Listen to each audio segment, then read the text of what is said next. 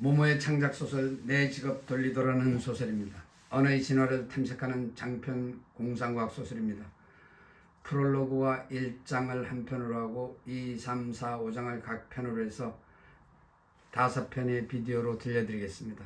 다 들어보시고 소감을 댓글로 남겨주시면 고맙겠습니다. 먼저 프롤로그입니다. 20만 년 전 한반도 북부 압록강 주변, 명운이 눈을 개슴츠레 뜨자 사방이 어둡고 한쪽에서 빛이 들어오고 있었다. 그쪽을 자세히 보니 그게 입구이고 자신은 동굴 안에 있음을 어렴풋이 알 수 있었다. 고개를 돌리자 조금 옆에 한 여인이 아기를 안고 젖을 먹이는 모습이 보였다. 젖을 주는 모습은 자신이 어릴 때 연우에게 젖을 먹이던 모습과 별반 다르지 않았다. 하지만 그 엄마가 입고 있는 것이 옷이라고 하기엔 그냥 중요 부위만 가리고 있었다. 순간 명우는 자신의 몸을 더듬으며 동시에 자신의 옷을 보았다. 젖을 주고 있는 여인과 별반 다르지 않은 옷차림이었다. 내가 왜 이런 옷차림을 하고 있지? 궁금해하면서 앉아있는 상태에서 조금 몸을 움직여 그 여인에게 살며시 다가갔다. 눈웃음을 치면서 안녕하세요 라고 말을 하려는데 갑자기 말이 안 나왔다. 그 아이의 엄마는 딸깍 혀 소리를 내면서 눈웃음을 쳤다. 다시 안녕하세요 라고 말을 하려는데 입에서 소리가 나오질 않았다. 입을 크게 벌리고 인사를 하려 하지만 말이 입 밖으로 나오지 않았다. 왜 이러지? 왜 말이 안 나오지? 그 여인은 아기에게 젖을 먹이면서 연신 혀로 딸깍 소리를 내고 있었다. 명우는 어쩔 수 없이 자신도 딸깍 소리로 응소를 하면서 웃음을 띄었다. 그러자 저쪽 옆에 있던 아이들이 다가오면서 딸깍 소리를 내면서 미소를 지어 보였다. 남자아이와 여자아이 둘이었다. 그 여인과 비슷한 얼굴이라 자식처럼 보였다. 명우는 그 아이들에게 안녕이라고 소리를 내려는데 말이 나오질 않았다. 그래서 그냥 딸깍 소리를 냈다. 나 한국말 잘하는데 영어도 조금 하고. 답답했다. 하지만 저쪽 사람들도 말을 못하고 있으니 명운이 마음이 조금 가라앉는 듯했다. 그런데 이 사람들은 누구지? 여긴 내가 있을 곳이 아닌데. 아기에게 젖을 주고 있는 그 여인을 가만히 보고 있는데 아이들이 서로 딸깍 소리를 내면서 킥킥거리고 있다. 혀 소리로 소통을 한다고? 수아는 손으로 하는데. 명우는 자신이 말을 할 줄 안다는 것을 보여주고 싶어 안달이 났다. 저쪽에 보이는 막대기 하나를 주워들었다. 그리고 바닥에 한글이라고 썼다. 아니지 하면서 이내 글자를 지웠다. 대신 엄마라는 글자를 크게 썼다. 그리고 이게 엄마야 라고 말을 하려고 했지만 역시 입 밖으로 말이 튀어나오지는 못했다. 입을 벌려 소리를 내려고 하지만 목소리가 입 밖으로 나오지 못하고 숨소리만 나왔다. 입술을 물어 소리를 내려고 하지만 그냥 입술만 부딪힐 뿐 소리가 나오지 않았다. 세종대왕이 만든 한글 소리가 왜 안 나오지? 그래서 명우는 바닥에 쓴 엄마 글자를 손가락으로 가리키며 동시에 젖을 먹이는 여인을 가리켰다. 그 여인과 아이들이 동시에 까르르 웃음을 터뜨렸다. 아이들이 다가와 명운이 한 것처럼 바닥에 뭔가를 쓰는 것 같았다. 글자도 아니고 그림도 아니고 그냥 장난처럼 보였다. 명우는 그 글자 옆에 악이라는 글자를 썼다. 그리고는 두 글자를 가리키며 동시에 엄마와 아기를 가리켰다. 그 엄마와 아이들이 혀로 딸깍 소리를 내며 웃었다. 불현듯 명운이 자신의 행동이 우습다는 생각이 들었다. 말도 못하는 사람들에게 글자를 보여주고 있으니 말이다. 그런데 가만히 들어보니 아이들이 혀로 떠드는 소리가 하나만이 아니고 여러 가지였다. 강약이 있고 빠르고 느림이 있다. 수화가 아니라 설화라고 해야 하나. 명우는 목이 마름을 느꼈다. 주위를 둘러보았지만 물이 보이질 않았다. 물이라고 외쳐보았지만 입술끼리 부딪히기만 할 뿐 소리가 되어나오지 않았다. 명운이 손을 목에 갖다 대면서 목이 마른 신용을 했다. 여인이 상황을 파악했는지 아이들에게 혀로 딸깍 소리를 여러 번 했다. 아이 하나가 동굴 안쪽으로 가서 뭔가를 들고 나왔다. 과일 껍데기 같은 것에 물이 담겨 있었다. 그걸 명운에게 건네주니 벌컥벌컥 마셨다. 고마워 라고 입을 벌렸지만 역시 소리가 되어 나오지 않았다. 아이들이 하는 대로 혀로 딸깍 소리를 낼 수 있을 뿐이었다. 젖을 먹던 아이가 젖을 다 먹고는 스르르 잠에 빠져들자 엄마가 아이를 한쪽에 눕혔다. 그리고는 그 엄마가 명훈을 바라보면서 딸깍 소리를 연발하면서 손으로 제스처를 썼다. 무슨 뜻인지 알아들을 수가 없었다. 명훈이 이해하기에는 역부족이었다. 이럴 줄 알았으면 수아라도 알아둘 걸 하는 생각이 들었다. 명훈이 눈을 둥그레 뜨며 궁금한 표정을 지었다. 명훈은 천천히 얘기해달라는 뜻으로 손을 천천히 움직였다. 여인이 알아들은 듯 고개를 끄덕였다. 다시 딸깍 소리를 내며 천천히 손으로 제스처를 쓰기 시작했다. 여인은 연신 아기와 자신을 가리키며 엄지손가락을 치켜 세우다가 자신이 배가 불룩하다는 제스처를 보였다. 순간 명훈이 이 아이를 낳았다는 얘기를 하는가 보다. 그런데 왜 엄지손가락은 치켜 세우지? 좋았다는 뜻인가? 거기에 아이들까지 손가락으로 가리키고 있었다. 그리고는 동굴 바깥을 가리키는 제스처를 썼다. 뭐지? 명훈이 잠시 추리력을 발휘하려 하지만 잘 안된다. 누가 동굴 밖으로 나갔다는 뜻처럼 느껴졌다. 순간 명훈이 머리에 아이 아빠가 아닐까 하는 생각이 들었다. 가족이라면 아빠가 빠져있으니까. 그러자 명훈은 고개를 끄덕이며 혀로 딸깍 소리를 냈다. 그리고는 아기와 엄마 그리고 아이들을 가리키며 큰 사람을 표현하려고 온갖 제스처를 다 동원했다. 그제서야 그 여인이 미소를 머금으면서 고개를 끄덕였다. 아, 아빠가 동굴 밖으로 나갔다는 말이구나. 이만하면 내 수화 이해 능력이 괜찮은데? 명훈이 자화자찬을 하면서 여인에게 미소를 보였다. 얼마의 시간이 흘렀을까? 동굴 입구로 남자 2명이 들어오고 있었다. 둘이 끈으로 뭘 질질 끌고 오고 있었다. 보니 큼직한 멧돼지였다. 아, 사냥을 하고 온 모양이로구나. 명훈은 아이들에게 가서 멧돼지야 라고 가르쳐 주려고 했지만 소리가 나오지 않았다. 다시 온몸에 힘을 주어 한 글자씩 돼지라고 소리치려고 했는데 도아지라는 소리가 되어 동굴 안을 울렸다. 동굴 안의 모든 사람들이 그 소리에 기겁을 하고 명훈을 쳐다보았다. 그 순간 명훈 자신도 놀라 깨어났다. 뭐지? 내가 왜 이런 꿈을 꾸지?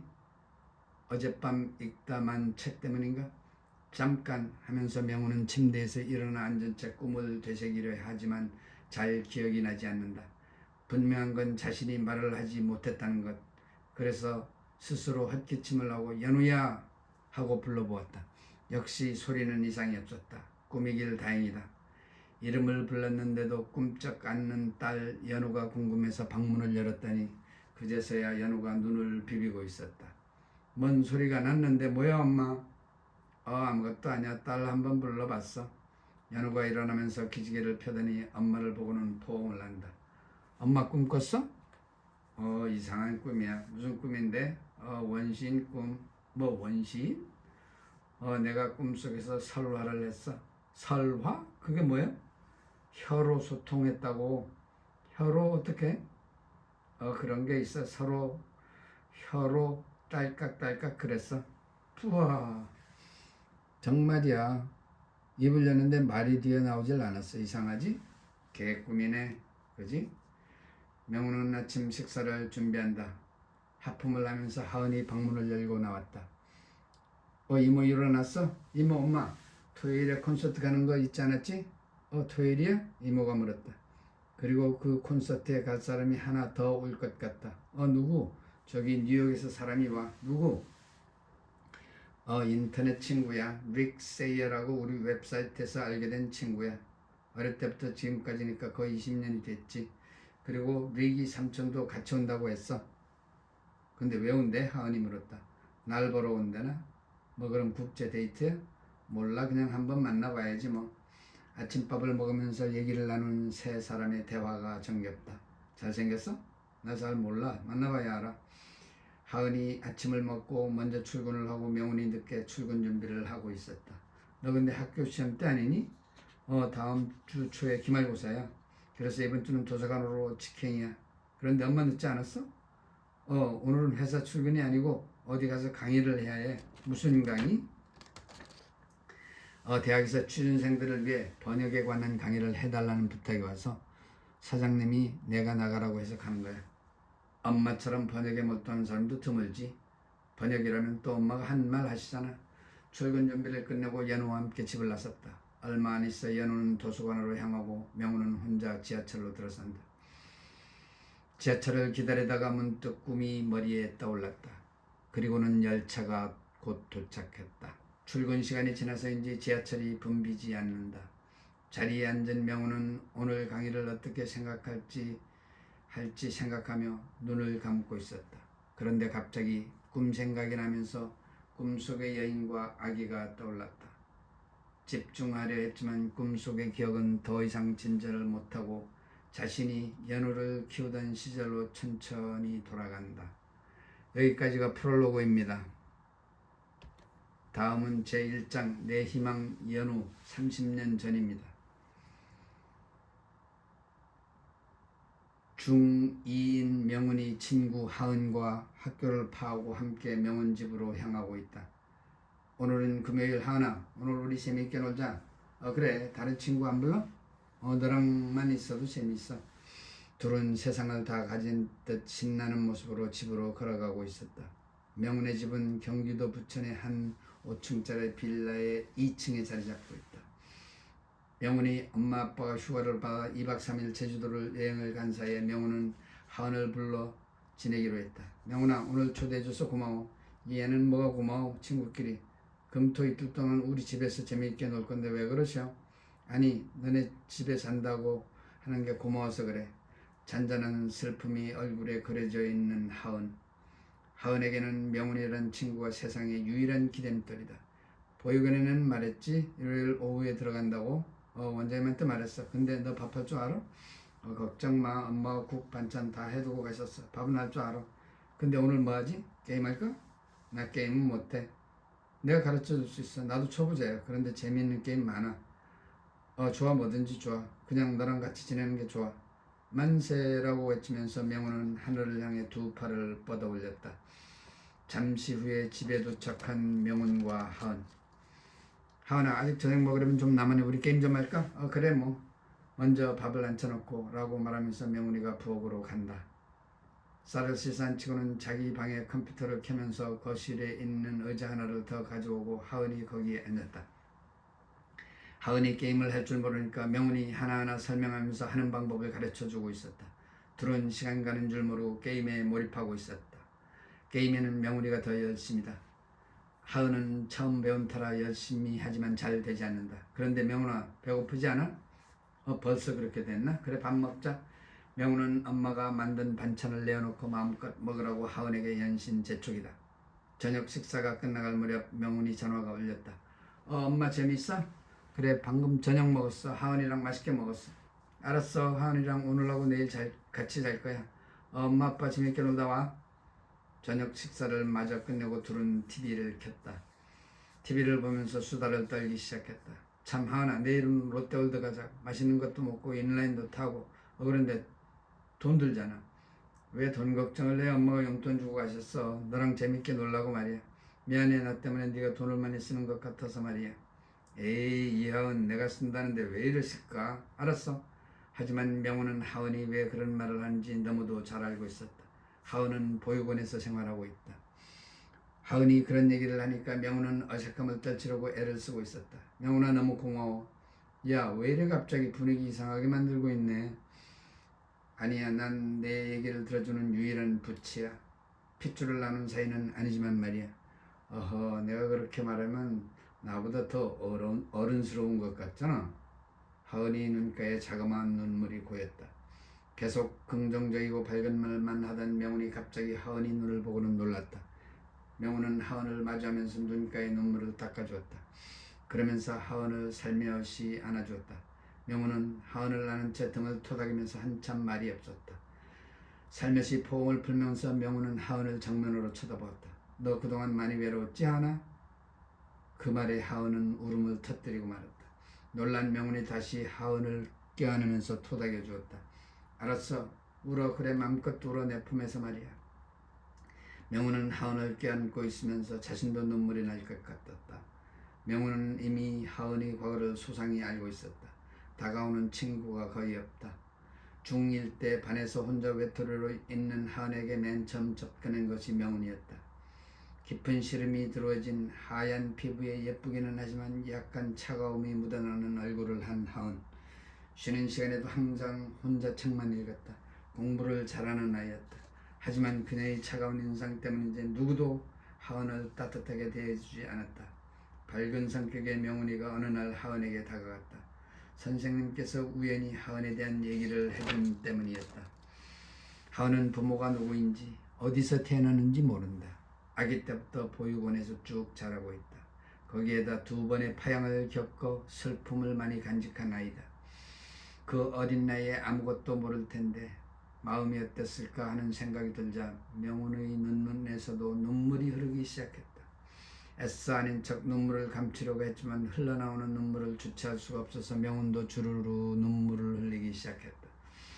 흐느끼는 하은을 포옹하고 있던 명훈이 잠시 포옹을 풀고 울고 있는 하은이 얼굴을 가만히 쳐다보았다. 눈물이 흐르는 명훈이 얼굴을 본 하은이 놀라서 자신의 눈물을 훔쳤다. 아니 하은아, 마음껏 울어. 나도 왠지 눈물이 난다.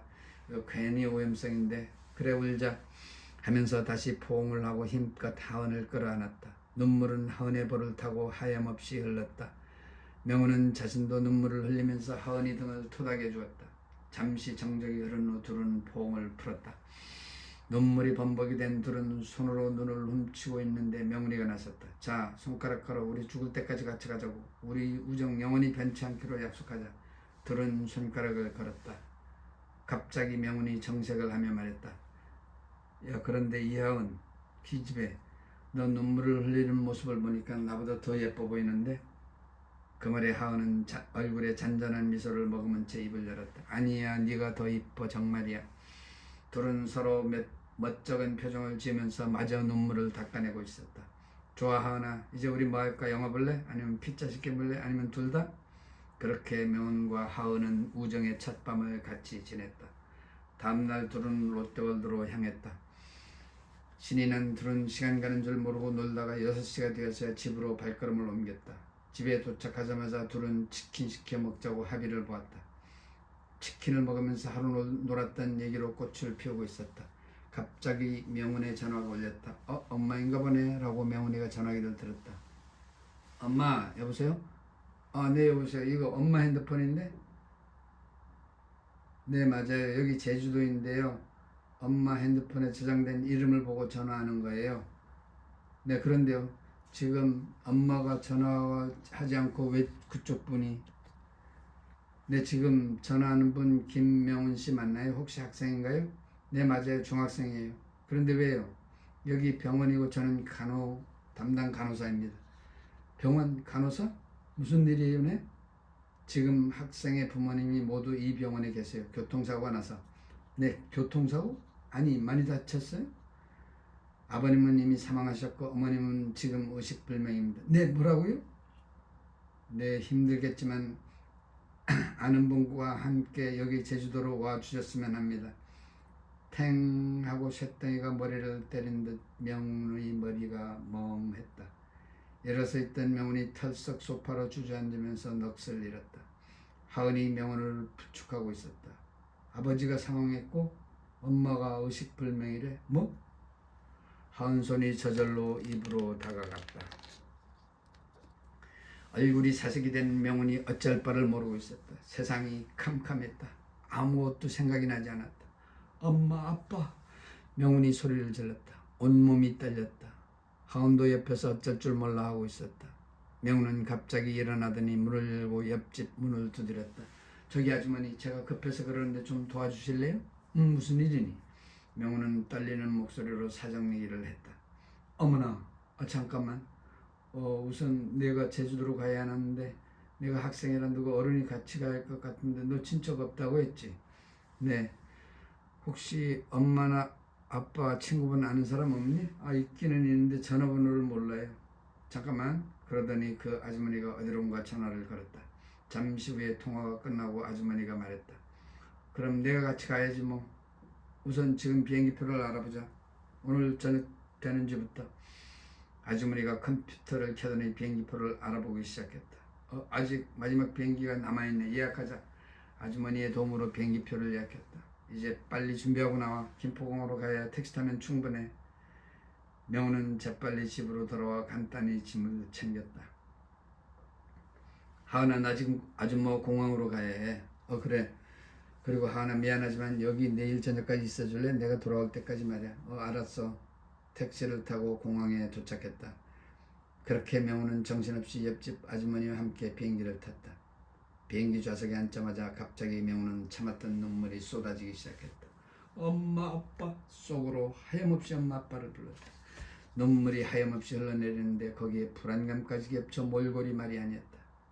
옆에 앉은 아주머니가 달래주려고 했지만 어찌할 수가 없었다. 엄마 아빠도 고아였는데 왜? 속으로 외치고 있었다. 비행기에서 내릴 때쯤 명훈이 눈이 퉁퉁 부어 있었다. 아줌마의 부축을 받으며 내린 후 택시를 타고 병원으로 직행했다. 병원에 도착하자 불이 나게 병실로 달려갔지만 싸늘하게 식은 하얀 천으로 덮인 아빠의 시신이 명훈을 기다리고 있었다. 아빠의 시신을 붙잡고 울 사이도 없이 뒤이어 또 하나의 카트가 들어왔다. 방금 운명하셨습니다. 엄마의 시신이 하얀 천으로 덮여 있었다. 명훈은 사색이 되어 엄마 침대 옆에 무릎을 꿇었다. 엄마 아빠 말 좀 해봐. 엄마 아빠 말 좀 해보라고. 눈물이 앞을 가리면서 명훈은 심장이 터져나가는 듯했다. 엉엉 우는 소리가 병실에 메아리치고 있었다. 옆에 있던 아주머니도 눈물을 흘리면서 어찌할 바를 몰라 하고 있었다. 간호사가 명훈 어깨를 토닥여주고 있었다. 명훈의 흐느낌이 계속되고 있는 가운데 경찰이 병실로 들어왔다. 아주머니가 경찰과 함께 병실 밖으로 나갔다. 계속 흐느끼던 명훈이 바닥에 쓰러졌다. 간호사가 급히 명훈을 부축하며 일으켜 세웠다. 일어서긴 했지만 비틀거리고 있었다. 명훈은 도무지 아무 생각도 떠오르지 않았다. 세상이 끝나버린 느낌이었다. 엄마 아빠를 원망할 수도 없다는 생각이 든다. 나도 죽어야 하나? 엄마 아빠랑 같이 가야 하나? 희미한 생각이 명훈의 머리를 스치고 있었다. 언니, 엄마 아빠 없이 나 혼자 살아서 뭐해요? 라고 간호사에 기댄 채 속삭였다. 그러자 간호사는 아무 말 없이 명훈을 힘껏 포옹해 주었다. 아주머니가 곧 돌아왔다. 명훈을 부축하면서 일단 호텔로 가자고 제안했다. 명훈의 발길이 떼어지지 않았다. 이제 병실을 나가면 아빠, 엄마와는 영원히 이별이다. 엄마, 아빠 같이 가. 라고 명훈이 소리를 쳤다. 아주머니는 눈시울을 적시면서 명훈을 부축하며 나왔다. 명훈은 호텔 침대에 내려앉으면서 말이 없었다. 잠시 침묵이 흘렀다. 이제 내일 아침까지 좀 쉬고 날이 밝으면 다시 병원으로 가자. 그런데 어린 너한테 해주어야 할 말이 있다. 결정은 내가 알아서 할 것 같아서 말이야. 부모님 시신을 어떻게 할 것이냐 결정을 해야 해. 내 생각에는 화장을 하는 것이 좋을 것 같아. 전 잘 모르겠어요.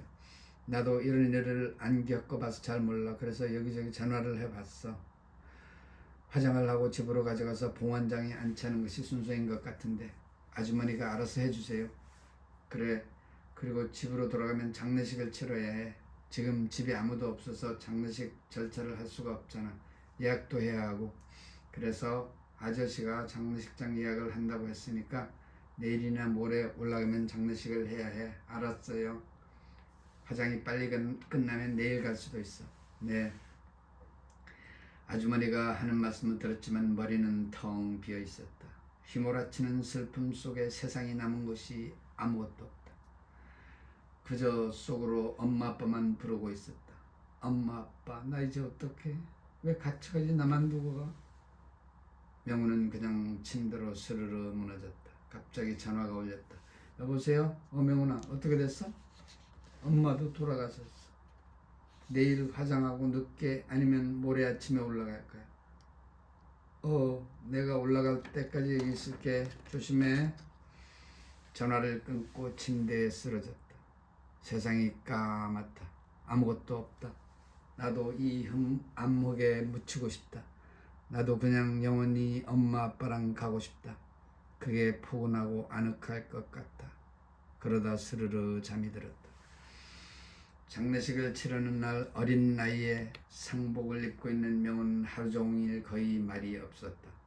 입술이 말라 있었고 눈은 움푹 들어간 듯 보였다. 하은이 그림자처럼 명훈이 곁을 지켰다. 말은 하은이 모두 하고 있었다. 보육원 원장이 왔다. 명훈아 하면서 고개를 떨고 왔다. 네 원장님 하고 대답하면서도 명훈은 별 표정 변화가 없었다. 내 옆집 아주머니가 모든 걸 도와주었다는 얘기 들었다. 고마우신 분이네. 네 아주머니 너무 고마워요. 더 이상 대화가 이어지질 않았다. 하은이 원장과 대화를 이어갔다. 퀭한 얼굴을 한 명훈은 가만히 허공을 응시할 뿐이었다. 다음날 명훈은 마지막 길을 나섰다. 명훈은 손에 엄마 아빠의 유골함을 들고 봉안장으로 향했다. 옆집 아주머니 원장 하은이 대동했다. 봉안장에는 아침 일찍 일어서 그런지 사람들이 별로 보이지 않았다. 안내인의 안내를 받아 명훈이가 유골함을 조심스레 넣었다. 그리고 앞에서 고개를 숙여 목례를 했다. 명훈은 발이 떨어지지 않았다. 돌아가고 싶지 않았다. 어디로 돌아간단 말인가?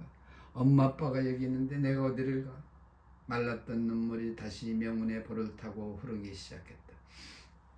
하은이 어깨를 토닥였다. 이내 명훈은 하은의 품으로 쓰러졌다. 엄마 아빠 보고 싶어 라고 외마디 소리를 쳤다. 보고 있는 아주머니와 원장이 눈에 눈물이 보였다. 하지만 하은은 침착해 보였다.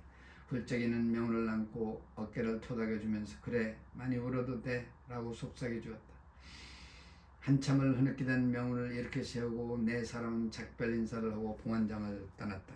집에 도착한 네 사람 서로 말이 없다. 먼저 원장이 말을 꺼냈다. 아주머니 이제 들어가서 좀 쉬세요. 너무 수고하셨습니다. 나머지는 제가 할게요. 네 그럴까요? 명훈아 아줌마 옆에 있으니까 언제든지 달려와. 네 아주머니 정말 고맙습니다. 연애는 꼭 갚겠습니다. 이제 댕그렁한 집에 셋이 남았다. 자 이렇게 서 있지 말고 좀 앉자. 소파에 앉아. 그러면서 부엌으로 가서 뭔가 마실 것을 가져왔다. 자 명훈아 우선 음료수 좀 마시고. 하은이도 짧은 시간에 너무 많은 일을 치렀다.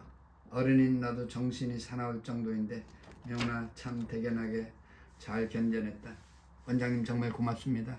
연애 잊지 않겠습니다. 아니다 이게 무슨 은혜니. 이런 일을 하는 건 당연한 거지. 다만 난 명훈이가 이 슬픔을 딛고 일어설 수 있으면 좋겠다. 내 직업이 그렇다 보니 여러 가지 일을 겪는다. 수만 가지 일이 일어나고 사람마다 슬픔이 참 많이 찾아온다. 너에게는 정말 충격 그 자체지만 그거 다 이해하려면 머리가 돌아버릴 정도다. 이해가 안 된다는 말이지. 우리 삶에 이해 안 되는 일이 한두 가지가 아니라는 말이다. 난 내 엄마를 어렸을 때 잃었어. 명훈아 절대로 너희 슬픔이 작다는 얘기가 아니다. 그리고 우린 그걸 슬기롭게 받아들여야 한다. 안 그러면 병이 생긴다. 슬프면 많이 슬퍼하고 소리쳐도 된다. 아직 내 말이 잘 안 들릴지도 모른다. 조금씩 서로 마음을 열고 얘기를 하자꾸나. 응? 네 원장님 너무 고맙습니다. 좋은 말씀 고맙습니다. 그리고 도와주셔서 감사합니다. 내가 맛있는 거 만들어줄 테니까 둘이 쉬어. 아니에요 원장님 저 밥은 할 줄 알아요. 엄마가 반찬 많이 만들어주고 가셔. 라고 말을 하다가 다시 눈물이 핑 돌아 말을 잇지 못했다. 하은이 명훈을 안아주었다. 명훈아 아니야 많이 울어도 돼. 내가 말했잖아 슬플 땐 울어도 된다고. 내가 옆에 있어 줄게. 하은이 눈에도 눈물이 어렴풋이 고이기 시작했다. 식사를 하면서 원장이 말을 꺼냈다. 너희들 이제 내일부터 학교 가야지. 더 쉬고 싶으면 쉬어도 되는데 하루 더 쉴래? 아니에요 갈래요. 집에 있어도 할 일이 없어요 라고 명훈이 간단하게 대답했다. 그래 학교 가야지. 그리고 명훈이 이제 혼자 살아가는 방법을 배워야 해. 당연히 힘이 들 거야. 이제 스스로 아침 챙겨야 하고 저녁에 집에 들어도 아무도 없어. 내가 저녁을 지어 먹어야 해. 그리고 당분간은 하은이가 옆에 같이 있어줄 거야. 하은이 그럴 수 있지? 네 물론이죠. 명훈아 내가 도와줄게. 너무 걱정 마. 그리고 명훈이 내가 미성년자라서 혼자 사는 것이 많이 법적으로 걸기적거릴 거야. 그건 내가 보호자로 역할을 해줄게. 그리고 아빠 엄마 보험금이 나올 것이고 그게 4명이 통장으로 들어가고 그때 아마 보호자가 필요할 거야. 내가 그런 역할을 해준다는 거야 말이야. 알겠니? 네 원장님 고맙습니다. 그리고 고마운 분한테 감사하는 거 잊지 말고 내가 아니라 옆집 아주머니 말이야. 세상에는 고마운 사람들이 많아. 그분들에게는 감사의 표시를 잊으면 안 돼. 내 있지 않겠습니다. 그리고 전화는 항상 열려 있으니까 마음껏 나를 이용해. 알았지? 그 말과 함께 원장은 집을 떠났고 이제 명훈이와 하은이 둘만 남게 되었다. 하은아, 내가 곁에 있어서 고마워. 뭘 당연히 내가 있어야지. 내가 슈퍼우먼은 아니지만 조그만 아가씨 하나는 책임질 수 있지. 뭐래. 그러고 보니 며칠 전과 완전히 상황이 역전됐네. 그지? 무슨 말이야? 며칠 전에 내가 울고 있을 때 내가 나를 보듬어 주었잖아. 벌써 잊어버렸어? 이제는 내가 그럴 차례라고 알았어? 그런데 세상 일이 모두 이런가? 아직 우린 어린데 앞으로도 이런 일이 더 일어날까 두렵네. 명훈이 말끝을 흐렸다. 그건 모르지. 알면 우리가 여기서 이러고 있을까? 라고 하면서 하은이 미소를 지었다. 이렇게 말해주는 하은이 명훈은 너무 좋았다. 내가 어떻게 이런 너나들이를 얻었을까? 내 손가락 같은 친구야, 고맙다. 말이 되어 나오진 않았지만 깊이 고마움을 표하고 있었다. 가만히 생각해보니 그럴만도 하다는 생각이 들었다. 이제 나도 뿌리가 없는 고아가 되었다. 하은은 오래전부터 이미 그 뿌리 없는 삶을 살아왔으니까 나보다 어려움을 헤쳐나가는 데는 한 수 위다. 그러기에 엄마 아빠랑 살았던 지난 15년이라는 행복이 하은에겐 전혀 없었다는 생각이 머리를 스치자 명훈은 소름이 끼쳤다. 생각이 꼬리를 물어가는데 하은이 방에 들어갔다 나오면서 물었다. 참 명훈아, 너 무슨 책들이 저리 많아? 엄마 아빠가 내가 읽고 싶을 때마다 사주었어. 그래서 재미가 있어서 그냥 막 읽었어. 그리고 영어책도 엄청 많네. 영어책들도 사주었어. 그래서 그대로 읽었어. 그래서 명훈이가 공부를 잘하는구나. 영어는 누가 따르지 못할 정도이고. 야, 왜 이래? 너가 나보다 더 잘하잖아. 수학은 내가 타의 추정을 불허하고. 우리는 물과 불의 조합인가? 아니지. 문과와 이과를 물과 불의 조합이라고 하면 안 되지. 아니, 중학생이 벌써 문과 이과 얘기를 다 알아? 얘는 책 좀 읽어봐. 알았어. 2주일이 지나 명훈이가 정상을 찾아갈 무렵 원장이 찾아왔다. 잘 지내고 있니? 네, 가르쳐준 대로 밥도 잘 해먹고 학교도 잘 다니고 있습니다. 정말 다행이다. 근데 몇 가지 의논해야 할 일이 있다. 네, 말씀하세요. 우선 내가 가진 통장에 보험금이 들어왔고 아빠가 가지고 있던 통장 있지? 그거 모두 합친 것이 너의 전 재산이야. 이 집하고. 네. 그 통장에서 이제 너 중학교 고등학교 졸업 때까지 이제 5년을 지내야 해. 그런데 지금 이 집이 엄마 아빠가 대출을 끼고 있어. 그게 무슨 말이에요? 집을 살 때 현찰 박치기로 사는 사람들은 거의 없어. 대부분 자기 돈에다가 은행 대출을 받고 집을 사는 거야. 너희 엄마 아빠도 그랬던 거야. 그럼 은행 대출을 얼마나 받으신 거예요? 집 가격의 거의 반을 받았어. 그러니까 보험금에서 매달 그 대출금을 갚아야 한다는 말이지. 그러면 하은이 끼어들었다. 그러면 5년 후에는 통장에 현금은 거의 남지 않는다는 말인가요? 그렇지. 대신 집은 내 것이 되는 거지. 그런데 지금 가진 현금으로 대출금을 다 갚고 나머지로 생활을 하는 것도 대안이고 어떻게 할지는 천천히 결정해. 그러니까 졸업할 때까지 5년 동안 생활비를 아껴 써야 되겠네. 그렇지. 수입이 전혀 없으니까. 그럼 알바를 해서 용돈을 벌어야 하는 건가요? 하은과 명훈이 동시에 서로의 얼굴을 쳐다보면서 의아한 표정을 지었다. 그 정도는 아닌 것 같다. 생활비가 모자랄 정도면 졸업할 때쯤 다시 대출을 받으면 되니까. 내 생각에는 고등학교 졸업 때까지 명훈이 공부에만 신경 쓰면서 잘했으면 좋겠어. 대학 가면 뭐 성인이니까 알아서 헤쳐나갈 수 있고 엄마 아빠도 그러시길 바랄 거야. 네, 알겠습니다. 그리고 한 가지 더, 하은이도 이제 보육원으로 돌아갈 시간이 됐는데 명훈이 어떻게 생각해? 네, 뭘 어떻게 해요? 내 말은 내가 원한다면 하은이가 여기 계속 너랑 사는 옵션이 있다는 거야. 네, 정말이요? 그게 가능하다면 당연히 저는 그 옵션 택하죠. 하은이는? 저야 어마어마의 뜻을 어찌 거역하겠습니까? 얘 뭐래? 원장은 웃으면서 말했다. 그럼 같이 지내도록 하자. 나도 생각해봤는데 그게 내를 위해서 최선인 것 같아. 원장님 고맙습니다. 라고 하은이 깍듯이 인사했다.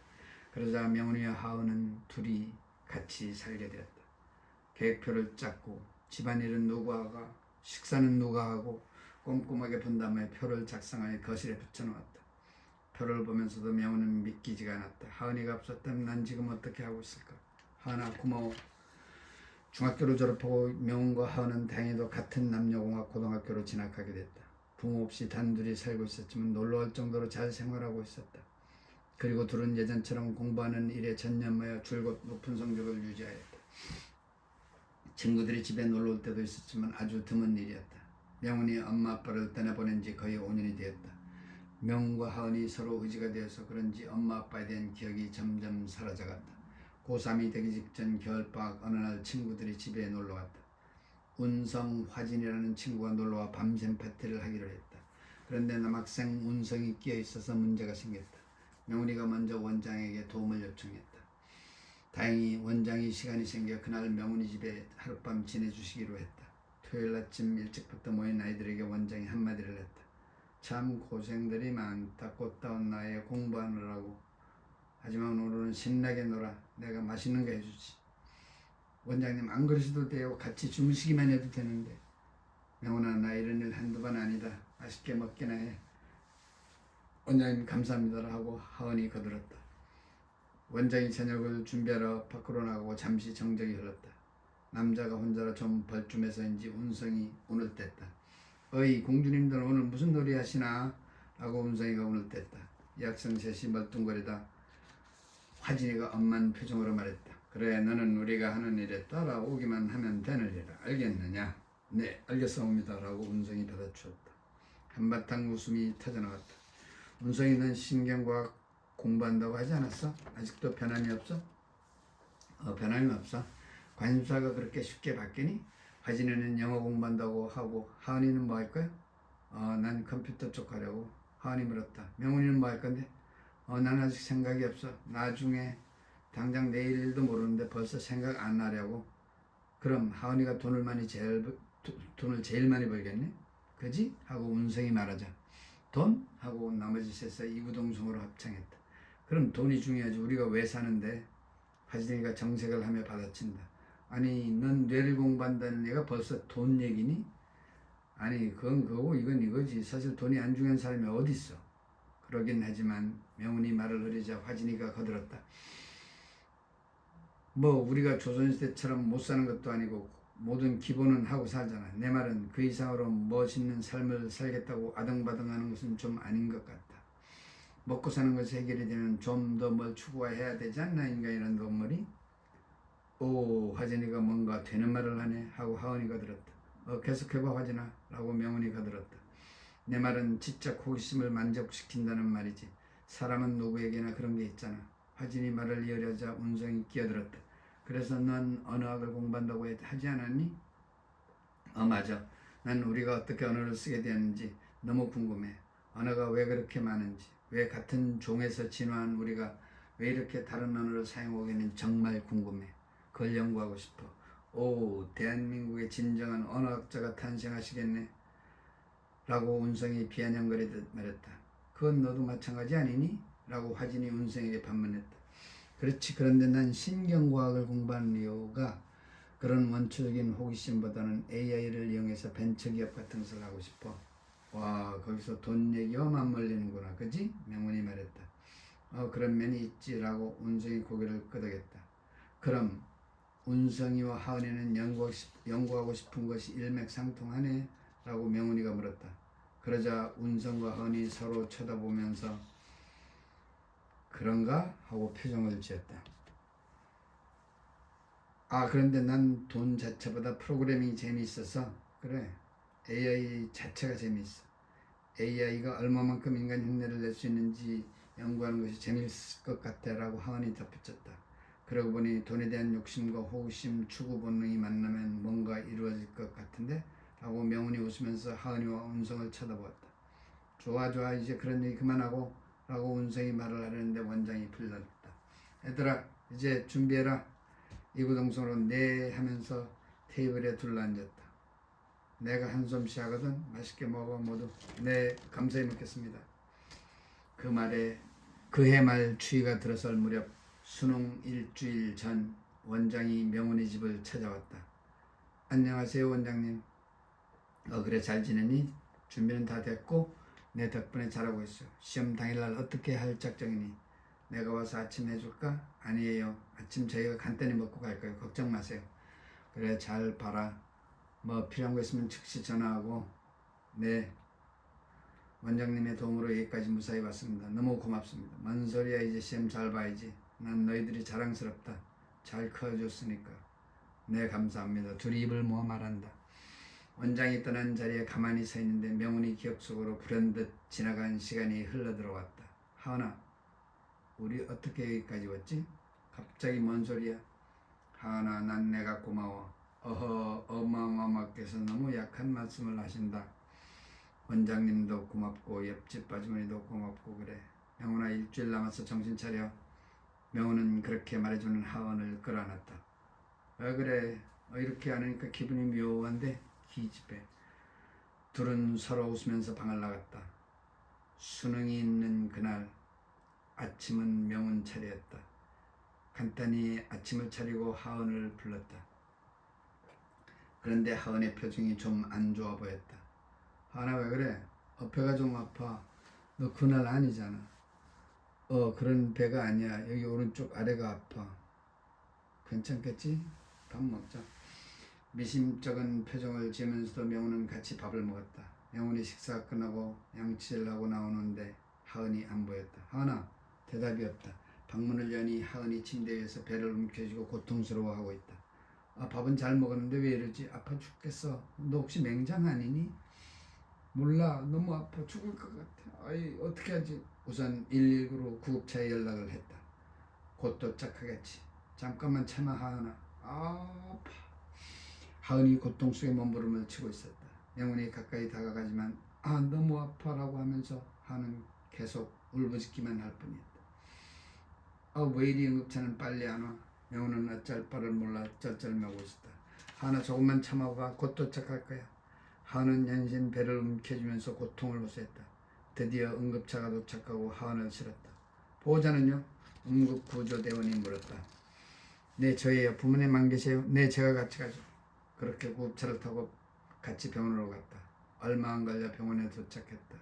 의사가 하은이 상태를 살피더니 몇 가지 지시를 하고 간호사에게 수술실로 보내라고 했다. 의사의 빠른 말 속에 맹장이라는 단어가 들렸다. 순간 명훈의 생각이 춤을 추기 시작했다. 그러면 큰일은 아닌데 어쩌지? 어떻게 해야지? 하은이는 수술실로 가고 나 혼자인데 덩달아 심장이 요동친다. 지금 택시 타고 가면 안 늦을까? 하은아 나 어떡해? 머릿속이 하얗게 변하면서 회로가 끊겼다 붙었다 한다. 그 의사는 고개를 돌려 명훈을 바라보며 말했다. 보호자 서명이 필요합니다. 아니 학생이신가요? 네. 명훈이 대답을 하는 사이 손에 잡고 있던 수능 수험표가 떨어졌다. 의사가 그거를 집어 올렸다. 아니 김명훈 학생 수능이잖아요. 지금 몇 시야? 8시 10분. 몇 시에 시작이에요? 예, 40분까지 입실이에요. 그러면 지금 빨리 서둘러요. 환자는 우리가 알아서 할 테니까 지금 택시 타고 가요. 그러면서 의사는 지갑에서 돈을 꺼내더니 명훈에게 쥐어주려고 했다. 명훈이 망설인다. 의사가 시간이 없다고 명훈이 손을 잡으려고 한다. 의사 선생님 고마우신데요. 저 여기서 하은이 지키고 싶어요. 그 말에 의사는 잠시 머뭇거렸다. 학생 그래야 할 만한 이유가 있나요? 그냥 옆에서 지켜주고 싶어요. 의사는 잠시 명훈을 몇 초간 빤히 쳐다보았다. 부끄러운 듯 돈을 쥐어주려던 손을 거두었다. 그래도 성인 보호자가 필요합니다. 누구 연락할 사람이 있나요? 네 연락했어요. 지금 오고 있을 거예요. 알았습니다. 라고 하면서 의사는 자리를 떴다. 저 혹시 수술이 얼마나 걸리나요? 명훈이 다급하게 물었다. 한 1시간 정도? 간호사의 짤막한 대답이 들려왔다. 결국 명훈은 떠나지 못하고 수술실 앞에서 풀이 죽은 모습으로 앉아 있었다. 난 내가 어떤 친구인데 내가 떠날 수가 있어. 어떻게 나 혼자? 그럴 수 없지. 그렇게 마음을 접고 멍하니 앉아 있었다. 부모님이 돌아가신 후 하은과의 지난 날이 주마등처럼 스쳐갔다. 중2부터 고3까지 엄마 아빠 없이 둘이서 견뎌냈다. 그리움이 밀려올 때마다 하은이 옆에서 든든한 버팀목이 되어주었다. 눈물이 주르르 흘러내렸다. 시험이야 다시 보면 되지 뭐. 내 생명과도 같은 하은아, 맹장에서 천만다행이다. 문이 열리고 의사가 나왔다. 수술 잘 됐습니다. 며칠 여기서 쉬다가 태어나면 됩니다. 짤막한 몇 마디만 남기고 의사와 간호사는 멀어져 갔다. 잠시 후에 원장이 도착했고 함께 하은이 병실로 인도되어 왔다. 하은아, 많이 아팠어? 수술은 마취를 해서 별로 그랬어. 수술 전까지가 미칠 듯이 아팠지. 그런데 너 수능은 날린 거야? 그렇게 됐어. 개면적인 미소를 지으며 명훈이 말했다. 이 바보야, 너라도 봤어야지. 나는 어쩔 수 없다 치고 그래야 뭐라도 되는 거 아니야? 둘 다 못 보면 어떡해? 아니야, 둘 다 다시 보면 되지 뭐. 괜찮아. 너 회복할 생각이나 해. 미안해 명훈아, 나 때문에 너 시험까지 날라갔으니. 아니 그런 말 하지 마. 원장이 거들었다. 참 이게 무슨 일이니? 무슨 맹장이의 천만다행인데 수능날에 하필 이게 무슨 날벼락이니? 아이고 불쌍한 것들. 원장님 너무 그러지 마세요. 우리 괜찮아요. 어린애 아니에요. 내일 모레면 성인이에요 우리. 그래 이놈들아, 이렇게 커준 거 대단한 일인데 이게 무슨 운명의 장난이니? 다음날 친구들이 병실로 몰려왔다. 명훈과 하은이 수능을 못 보게 된 사연에 모두가 아연실색을 하고 있었다. 내년에 다시 볼 거지? 너희가 빠지면 수능이 아니지. 운상이가 소리쳤다. 그래 내년에 다시 보지 뭐. 하은이 아픈 배를 움켜쥐고 있었다. 하은이 이렇게 말을 하지만 명훈은 머리가 복잡했다. 우선 지금 가진 돈이 거의 다 떨어진 상태임을 너무 잘 알고 있기 때문이다. 이제 성인이 다 되었으니 돈을 벌어야 하는 상황이 임박했는데 이런 일이 벌어지다니. 실제로 재수를 한다는 것은 불가능에 가까운 일이었다. 아직 집 대출도 다 갚지 못한 상태이다. 다시 대출을 해서 재수를 해? 생각이 갈피가 잘 잡히지 않았다. 아니 대학을 접고 직장 전선으로 뛰어들어? 집을 팔고 그나마 남은 돈으로 재수를 해? 5만 가지 생각이 명훈이 머릿속을 헤집고 있었다. 명훈아 너 어디 아파? 하고 친구 화진이 물었다. 아니 뭐 잠시 생각하느라고 그랬나봐. 나 괜찮아. 하은이나 위로해줘. 병원에서 3일째 되는 날 하은은 멀쩡해졌다. 퇴원하고 집에 돌아온 명훈과 하은 둘 다 멍하니 소파에 앉아있었다. 명훈아 너무 미안해. 미안하긴. 그럼 똑같이 내가 명장에 걸렸으면 넌 날 병원에 두고 수능 보러 갔을까? 못하지. 한치의 망설임도 없이 하은이 대답했다. 그러니까 미안하던 소리 그만해. 들이 멋쩍은 미소를 보였다. 그런데 말이야, 너도 이제 졸업하면 보육원에서 공식적으로 나와야지. 그렇지. 성인이니까 내 입은 내가 풀칠을 해야지. 그지 우리가 우리 책임져야지. 그렇지. 그런데 지금 내가 가진 돈이 거의 바닥이 났어. 내 수술비까지 내고 나니까 통장이 거의 바닥이야. 대출을 갚기 위해서 다시 대출을 해야 하는 상황이고 생활비를 벌어야 하는 상황이야. 알았어. 나도 대충은 짐작하고 있었어. 대학에 들어가서 과외로 돈 벌겠다는 생각을 했었는데 뜻대로 안 되네. 내가 너무 큰 것을 바란 걸까? 그러게 이제 재수하는 거 접어야 하는구나. 그래야 할 것 같아. 대학이 뭐 대수인가? 대학 안 가도 우리대로 살면 되는 거 아닌가? 어렵겠지만 희망을 가져보자. 방학이 시작되고 명훈은 고등학교 졸업장으로 취직 자리를 알아보기 시작했다. 하은은 알바 자리를 알아보러 다녔다. 하은아 넌 취직 안 하려고? 난 알바를 하면서 생활비를 벌고 나머지 시간에는 프로그래밍 배우려고 해. 이제 내 스스로 배워서 뭘 만들고 싶어. 정말? 힘들지 않겠어? 어차피 해야 할 일인데 힘들어도 해야지. 좋아, 난 취직하고 우선 돈 벌 거야. 며칠 후 명훈은 어렵지 않게 고졸 자격으로 자그마한 회사에 취직할 수 있었다. 영어 잘하는 것이 인정이 되어 좋은 점수를 얻었다. 하나 자그마한 회사인데 외국과의 거래가 많아서 영어 하는 사람이 필요한데 내가 마침 간 거야. 야 정말 잘 됐네. 나도 알바를 시작했어. 설렁탕 집인데 하던 사람이 그만둬서 내가 들어가게 된 거야. 아침 7시부터 오후 4시까지 저녁에는 장사를 안 하고. 그러니까 나에게는 너무 좋아. 정말 다행이네. 우리 파이팅. 둘은 신이 나서 환호를 하고 있었다. 명훈이 첫 월급을 타던 날 하은을 데리고 멋진 식당으로 데려가려고 했다. 하지만 하은은 거절을 하고 자기가 일하는 식당에서 먹자고 했다. 끝내 고집하는 바람에 결국 하은이 일하는 식당으로 찾아갔다. 아무도 없는 식당에서 둘이 앉아 설렁탕을 먹기 시작했다. 내가 한턱 내는 거야? 그런데 조금 운치가 없는 거 아니니? 좀 근사한 데 사주려고 했는데. 내 마음 다 안다. 하지만 돈 아껴. 난 설렁탕도 감지답지다. 근데 이게 뭐야? 너 선물이야. 명훈이가 건네주는 선물을 펼쳐보았다. 옷이네. 화려하지는 않고 식당에서 알바하는데 좀 괜찮은 옷을 골랐다. 내 몸에 쏙 드네. 나 화려한 거 싫어. 하여간 고맙다. 얘기를 듣고 있던 식당 주인이 끼어들었다. 아이고, 구경하니까 재미있네요. 많이 들어요. 오늘은 하은 씨를 위해서 한턱 내가 쏠게요. 네? 하은이 놀라서 사장을 쳐다봤다. 하은 씨 얘기를 들어보니까 둘이 같이 살고 있다고 하던데. 네. 라고 명훈이 겸연적인 표정을 지었다. 난 딸이 없어. 아들만 둘인데 둘 다 참 여자들이 바라는 정의란 게 없어. 오늘 딸 가진 엄마의 마음을 느껴보면 안 될까? 그러면서 자리로 소주를 가지고 왔다. 아니, 저희들 술 못 먹어요. 그게 아니라 경험이 없는 거겠지. 안 그래? 많이는 아니고 한 잔만 해봐. 나도 술은 잘 못해. 알았지? 네, 사장님 고맙습니다. 라고 하은이 고개를 숙였다. 사장님이 거기에다 주문도 하지 않은 수육을 가져왔다. 여기는 하은이, 그리고 여기는 내 명훈이에요. 하은씨, 명훈씨 이제 고등학교 갓 졸업했으니 사회 초년생이네. 즐거움도 있겠고 어려움도 많이 있을 거야. 즐거울 때는 즐기고 어려울 때는 여기 이 아줌마를 찾아와. 내가 인생 선배로서 조언을 해줄 수 있어. 싫으면 안 해도 되고. 아니에요. 영광입니다. 명훈 씨는 내가 왜 그러는지 안 궁금해요? 네?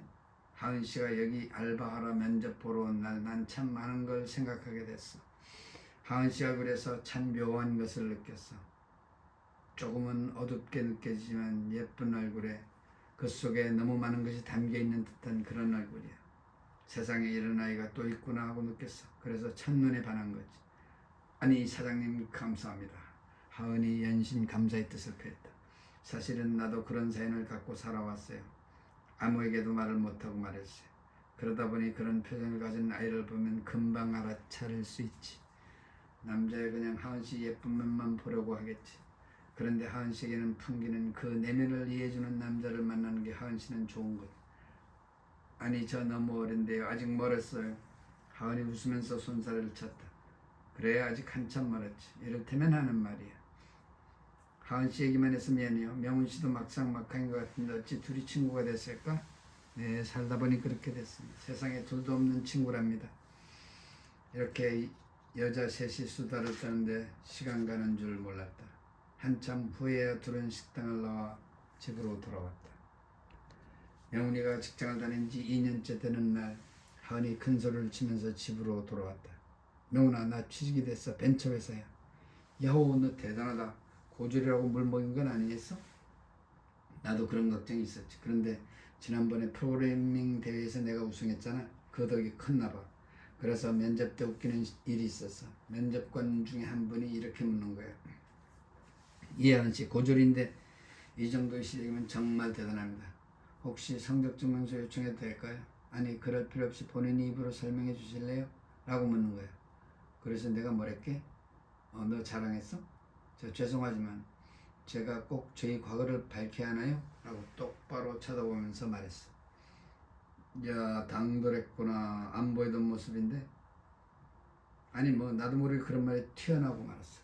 그 말을 하고 나서 아차 하는 생각이 들었어. 식은땀이 흘렀어. 그래서 뭐라고 변명을 하려고 하는데 면접관이 잽싸게 그러는 거야. 아닙니다. 괜찮습니다. 사적인 질문 저희들 차례입니다. 라는 거야. 그리고는 얼마 후에 바로 합격 통지서를 주더라고. 너 당돌했다고 했지? 당돌한 게 아니라 생각해보니까 내 본능적인 방어였던 것 같아. 얼씨구나. 혼자 북치고 장구치고 잘도 한다. 어쨌든 정말 축하한다. 영훈아, 고마워. 고맙다고 뭐냐. 내가 옆에 있어서 이렇게 나갈 수 있었던 거야. 하모 이 어마어마한 다 덕이 있어서 그런 것이니라. 네, 앞으로 잘 모시겠습니다. 둘이 박장대소를 하고 있었다. 순간 전화가 울렸다. 네, 원장님. 안녕하세요. 하은이 취직했어요. 오늘요. 잠시 통화가 길어지는데 명훈이 안색이 놀람으로 바뀌었다. 어느 병원이요? 네, 지금 갈게요. 전화를 끊고는 하은에게 빨리 병원으로 가자고 했다. 원장님이 우리를 보고 싶다고 해. 그리고 병원이래. 나도 뭔지는 몰라. 병원에 도착하자마자 병실로 올라갔다. 코너를 돌다가 간호사들이 앉아있는 곳에서 병실의 환자에 관한 정보를 들을 수 있었다. 위암이요? 명훈과 하은은 둘 다 입이 다물어지지 않았다. 원장님, 왔니? 여기 앉아라. 많이 놀랐지? 내일 수술 들어간다나. 간단해. 중초기라서 걱정할 건 없고 수술 결과를 봐야 하는데 초기라서 항암 치료 안 할 가능성이 크다고 하더라. 그러니 크게 걱정할 필요 없고 아프고 이렇게 병실에 놓으니까 너희들이 가장 먼저 떠올라 전화를 걸었다. 저희들이 안부 전화를 드렸어야 하는데. 잠시 후에 의사가 들어왔다. 환자 상태를 살피고는 몇 마디를 주고받더니 준비를 잘 하라고 하면서 돌아서 나가려다 발길을 멈추었다. 잠깐만요. 어디서 뵌 것 같은데? 아닌가? 명훈을 뚫어지게 쳐다보는 그 의사. 죄송한데 초면이 아닌 것 같아서요. 네? 라고 물으면서 명훈은 눈을 크게 떴다. 맞죠? 그 학생. 네. 네? 그 수능 학생. 몇 년 전이었죠. 맹장 수술하는 친구를 기다린다고 수능을 포기한 학생. 하은이 놀라면서 물었다. 그럼 그때 수술을 하셨던 의사 선생님이신가요? 아, 내가 수술한 건 아니고 그때 제가 응급실 담당이었습니다. 명훈 씨 맞죠? 아니, 이름을 어떻게 아세요? 제가 그 수능 시험 번호표를 보고 기억하고 있죠. 아, 네, 그때 감사했습니다. 하여간 반갑습니다. 이것도 인연인가요? 의사는 미소를 지면서 병실을 빠져나갔다. 그럼 저 의사가 그때 하은을 받았던 응급 담당 의사였구나 라고 원장이 거들었다. 네, 그런가 봐요. 전 기억이 통 안 나요. 워낙 경험이 없어서. 그리고 한 달로 하은이 첫 월급날이었다. 명훈아, 이번에는 내가 첫 월급이다. 멋진 곳에서 먹자. 하은아, 아니야. 그 설렁탕집에서 먹자. 너도 돈 아껴야지. 아, 그렇지. 설렁탕집. 이제 가서 작별 인사 드려야지. 그런데 너 원장님에게 좀 드려야지 않나? 어허, 어마어마가 왜 그런 걱정을 하실까? 그건 제가 다 알아서 하겠사옵니다. 뭐래? 사실 난 내가 한 짓을 다 알고 있지. 뭐? 원장님한테 그리고 옆집 아주머니한테 내가 월급 때마다 얼마를 드리고 있다는 사실 말이야. 명훈아, 역시 너는 나의 사랑을 받을 자격이 있어. 그렇고 말고 뭐래? 그리고 또 할 말 있어. 나 너보다 많이 받아. IT 업계가 센 거 알지? 그래서 뭐 돈 자랑하려고? 그럴 리가 있겠사옵니까? 엄마, 제가 이 집에 얹혀 살고 있기가 미안해서 집세를 한 달에 얼마씩 내려고 합니다. 부디 윤허하여 주시옵소서. 이제는 저도 그럴 여유가 생겼기 때문입니다. 명훈이 눈동자를 굴리더니 묘안이 생각나는 듯 말을 받았다. 안 된다, 이런 고얀 놈을 보았나. 자식이 취직했다고 집세를 낸다면 그게 말이 되느냐? 그건 도리에 어긋나는 일이다. 알겠느냐? 아니, 농담 아니야. 진담이야. 내 말 들어. 맞아. 너도 농담 그만하고 내 말 들어. 이제 대출 받은 것도 다 갚았고 이제 내 집 맞아. 그런데 이건 내 집만이 아니고 우리 집이야. 명의는 내 이름이지만 실질적으로는 우리 집이야. 그러니 그런 얘기 하지 마. 난 내가 집세를 내면 이 집에서 너를 쫓아낼 거야. 알았지? 알았다. 고마워, 명훈아. 원장이 퇴원하고 며칠 후 직장에서 일하는 명훈에게 모르는 번호로 문자 메시지가 날라왔다. 저기 기억하실지 모르겠는데 그때 병원에서 잠깐 보았던 의사입니다. 잠깐 뵙고 싶은데 괜찮을까요? 보육원 원장님에 관한 얘기인데 원장님 모르게 말씀드려야 할 것 같아서 이렇게 말씀드립니다. 가능하시겠습니까? 명훈은 놀라고 걱정이 앞섰다. 얼른 메시지에 대답을 했다. 아, 제가 병원으로 갈게요. 오늘 저녁 퇴근하고 가도 될까요? 네, 병원에 오시면 1층에 있는 커피숍에서 만났으면 합니다. 연락주세요. 퇴근 후 병원에 도착하여 커피숍에 들어가면서 메시지를 남겼다. 잠시 후 그 의사가 들어왔다. 네, 나와주셔서 감사합니다. 그러면서 장미꽃 한 송이를 건네주었다. 아니, 이건 뭐예요? 네, 죄송합니다. 원장님 얘기는 거짓말입니다. 네? 거짓말이라고요? 얼마나 놀랐는지 알아요? 무슨 큰일인 줄 알고 가슴을 쓸어내렸잖아요. 의사 선생님은 거짓말을 해도 되는 거예요? 환자 생각은 하지도 않아요? 쏟아지는 비난이 말에 그 의사는 불그락 푸르락 하고 있었다. 어쩔 줄 몰라 하는 의사를 보면서 궁금해진 명훈은 눈동자를 굴리면서 물었다. 그럼 왜 보자고 하신 거죠? 그리고 제 번호는 어떻게? 이 장미꽃은? 네, 우선 화를 내게 해서 죄송합니다. 천천히 먼저 진정하시고요. 저는 다만 용감한 자만이 미인을 얻는다는 속담을 실천하느라고 그렇게 됐습니다. 뭐라고요? 그럼 저를 보려고? 명훈이 손으로 입을 가렸다. 네, 전화로 말할 자신은 없었어요. 거절당할까 두려웠습니다. 그리고 전화번호는 원장님 태어났을 때 사장에서 알았습니다.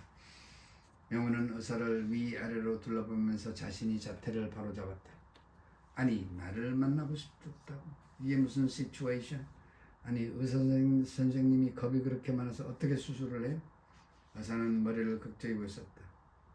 그리고 명훈은 이 남자가 자기를 좋아한다는 사실이 좋았지만 속내를 비치고 싶지 않았다. 자신이 처지가 있는지를 함부로 마음을 줄 수가 없다. 적당히 하고 헤어질 마음을 굳혔다. 그럼 만나자고 해놓고 커피도 한잔 안 사주세요?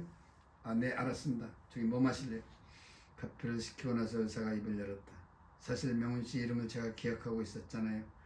저도 그때 인턴 초짜라 정신이 없을 때인데 유난히도 그날 고3인 명훈 씨를 뚫어지게 쳐다보던 기억이 안 잊혀져요. 똘망똘망하고 예쁜 소녀의 눈매를 기억해요. 그리고 이름도 운명이란 단어 거꾸로 하면 된다는 생각을 했기에 잊어버리지 않았어요. 뭐라고요? 제 이름을 거꾸로요? 명훈이 한바탕 웃음을 터뜨렸다. 처음 들어보는 말이었다. 태어나서 누구도 내 이름을 거꾸로 불러보지 않았다. 그렇게 얘기를 나누는데 이 사람이 너무 한꺼번에 다가오는 느낌을 받았다. 자꾸만 자신이 처지가 떠올랐다. 내가 지금 연애할 때인가? 난 한참 어린 나이다. 적당히 거리를 두면서 조금만 시간이 지나면 예의를 갖추고 나가자고 다짐을 했다. 의사가 여러 가지 얘기를 했는데 별로 귀에 들어오지 않았다. 네, 커피 고맙습니다. 안녕히 계세요 라고 헤어지면서 좋은 사람처럼 느껴졌다.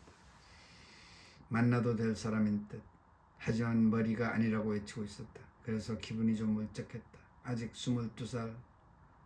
뭐 걱정할 필요가 있나? 그냥 넘기자. 아직 사랑은 나에게 사치다.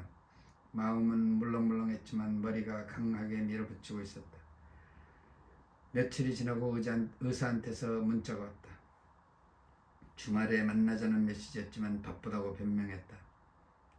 하지만 의사의 메시지는 다음 주에도 이어졌다. 명훈은 안 되겠다는 생각이 들어 만나서 얘기를 하기로 마음먹었다. 저 이거 두 번째 만남입니다. 커피도 얻어 마시고 있는데 이런 말씀 드려서 죄송한데 저 아직 어려서요. 남자를 만날 생각이 없습니다. 죄송합니다. 그러면서 고개 숙여 사과하는 듯한 제스처를 취했다. 네, 아니 만나주신 것만도 고맙습니다. 인연만 끊지 않으시면 저는 좋습니다. 가끔이라도 만나서 얘기를 나누는 것이 저에게는 영광입니다. 서로 모르는 사람끼리, 아니 우리 모르는 사람 아니죠. 옷기슬님이 스쳤잖아요. 몇 년 전에. 의사가 웃으면서 말했다. 명훈씨 제 이름도 아직 모르잖아요. 괜찮아요. 저는 김의선이라고 합니다. 오늘은 제 이름을 알리는 것을 목표로 삼았습니다. 명훈이 당황스러운 표정을 감추려 애썼다. 판을 깨기로 마음먹고 나오는데 작업의 선수인 양 얘기하는 것 같아서 아예 작심한 대로 나가기로 했다. 저기 사실대로 말씀드릴게요. 나이가 어리다는 것도 말이 되지만 저는 사실 그쪽을 만날 용기가 나질 않아요. 저는 지금껏 혼자 살아왔고 세상에 혼자입니다. 뿐만 아니라 저는 고졸입니다. 대학을 가지 못했습니다. 의사 선생님과는 천양지차예요. 문화라는 것이 있잖아요. 자라난 문화. 너무 안 어울리는 한 쌍이라고 생각합니다. 저도 저만이 사랑을 키울 자유를 누리고 싶어요. 누가 봐도 아닌 것 같아서 말씀드립니다. 그러니 오늘 만난 거 고맙고요. 저 그만 일어서도 될까요? 아 잠깐만요. 우선 아직 몇 분도 지나지 않았는데 일어서는 것은 상대방에 대한 신뢰라고 생각합니다. 그러더니 의사는 헛기침을 하면서 뭔가 할 말이 있는 사람처럼 자세를 고쳐잡았다. 사랑에는 국경이 없다는 구차한 말을 빌리고 싶지 않습니다. 명훈씨 친구가 되고 싶어요. 사랑은 저만치 보내버립시다. 가끔 만나서 이야기하는 친구가 되고 싶습니다. 절대 손도 잡지 않고 그냥 지근거리에서 친구하는데 학력이고 혼자이고 뭐 그런 게 장애물이 되지 않겠죠? 명훈이 대답을 못하고 망설인다. 이 사람이 진심인가 선수인가 아직 판단이 서지 않는다. 그러자 의사가 말을 이었다. 저 명훈 씨가 만나자고 한 건 그냥 예뻐서가 아닙니다. 명훈 씨에 대한 얘기는 모두 원장님한테서 들었으면 죄송합니다. 허락없이 제가 정보를 알아본 건 이해해 주십시오. 하지만 저도 그런 아픔을 갖고 있는 사람입니다. 그 말에 명훈은 놀라면서 네? 아픔이요? 네, 사람마다 아픔이 있죠. 그리고 자기 아픔이 커 보이죠. 저도 제 아픔이 크게 보입니다. 그러니까 무슨 말씀인지 물어봐도 될까요? 네, 저는 유복한 집안에서 태어나 공부도 잘했고 그래서 의사가 됐지만 모두 어머니가 하라는 대로 한 결과였습니다. 지금 레지던트이지만 제가 뭘 하고 있는지 제 자신을 찾지 못하고 엄마가 좋아하는 일만 하고 있다가는 생각이 들어 많이 힘들어하고 있어요. 사실 고등학교 때 저는 뭘 만드는 것을 좋아해서 공대를 가고 싶었는데 이렇게 되었습니다. 그걸 지금 저 앞에서 아픔이라고 하는 거에 죄송합니다. 그런데 아까 자신의 아픔이 더 커 보인다고 말씀드렸잖아요. 네, 그게 저에게는 큰 아픔입니다. 그게 얼마나 심각한지는 의사가 말끝을 흐리다가 명훈씨 제 친구가 된다는 약속만 해주시면 더 이상 바라지 않겠습니다 라고 말했다. 그러면 좋아요. 그냥 친구하죠 뭐. 그럼 우리 몇 년이 된 친구네요. 옷깃은 이미 스쳤으니까. 네, 그러게요. 그럼 반가운 남사친? 둘은 함께 웃었다. 명훈은 헤어지고 나서 돌아오는 길에 조금 기분이 묘했다. 뭔가 손해본 느낌? 훅 때려갔다가 혹을 붙여온 느낌? 그런데 뭐 친구하기로 했는데 그냥 고민하지 말고 가자. 그렇게 마음먹으니 좀 편해졌다. 명훈은 그렇게 의선을 거의 1년 동안 남사친으로 부담감 없이 만났다. 그런데 점점 의선을 보고 싶어하는 마음이 생기는 것을 보고 스스로도 놀랐다. 아니 이거 작업에 걸려든 것인가? 이상한 감정이 싹 터오는 것을 부인할 수가 없었다. 어떻게 하지? 그냥 친구하지 말자는 말을 할 수도 없고 그렇다고 그런 마음이 생겼다고 고백할 수도 없고 난감했다. 그런데 의선이 내면을 가끔 일부러 보여주면서 가까워지려는 모습이 너무 보기 좋았다. 너무 고민이 됐다. 그러다 어느 날 하은이 물어봤다. 너 왜 그러니 요즘 직장에 무슨 일 있어? 하은에게 남사친에 대한 얘기를 철저히 비밀을 붙였다. 그래서 하은이 알 리가 없다. 아무것도 아니야. 하지만 사실대로 얘기해야 할 것 같아서 모든 얘기를 해줬다. 야 이거 뭐야 어마어마하께서 어찌 저를 두고 딴 놈을 좋아하시나요? 장난 그만해. 난 심각하단 말이야. 바로 그때 전화벨이 울렸다. 네 맞습니다. 제가 김명훈입니다. 아 네네네네 알겠습니다. 그렇게 하겠습니다. 하고 전화를 끊었다. 뭐야 누구야? 하은이 궁금했다. 의선씨 어머님이래. 만나자고 약속했어.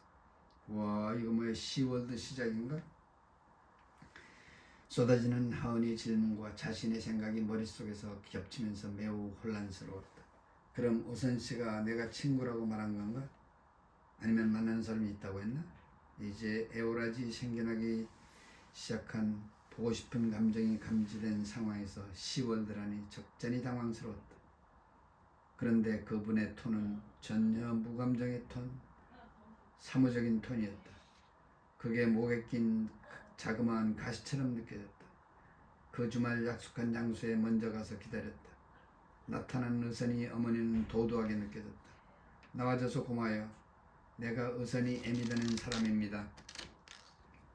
명훈이 인사를 하고 자세를 고쳐 잡았다.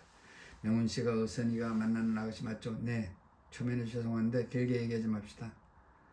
아가씨 고아라는 거 알았어요. 거기에다 고졸이 최고 학력이고 어찌 내 아들 탓할 생각이 들어요?